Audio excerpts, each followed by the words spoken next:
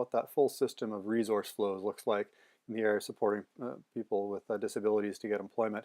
And we wanted to sort of map out what are those resource flows from government agencies, from nonprofit agencies, and from the private sector through to individuals that are employed, as well as families that are supporting people with disability in their employment efforts.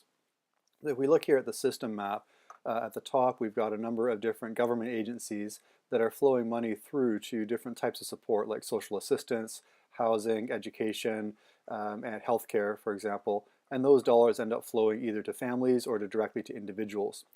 Note that we also have sometimes where the flow is going in both directions, where the federal government is putting matching funds into the Registered Disability Savings Plan that is matching money that's put in by families and individuals. We have resource flows from foundations and nonprofit agencies that are either flowing through support agencies or directly to individuals. And we have the private sector with a number of different types of resource flows, going from employers that may be employing directly with salaries people with disabilities, or potentially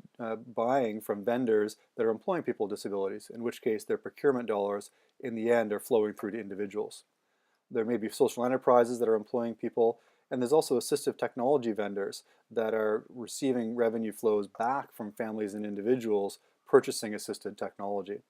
So this model gives us an idea of how the resource flow looks, but we want to get an understanding of what were the relative flows, what are the relative sizes of some of those investments from those different sectors.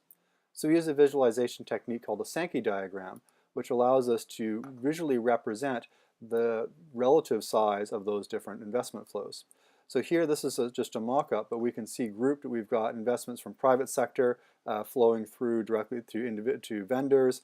private sector maybe going to social enterprise and flowing through to salaries, and once we highlight salaries we can see that those are going directly to individuals.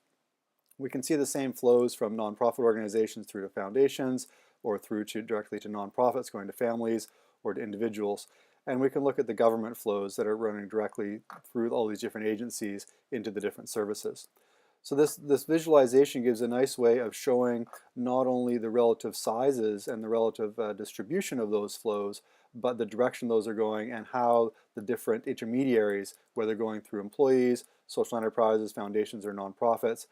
how are those flows moving, what are the different gates that those resources have to flow through, and what are the relative sizes of those resource flows.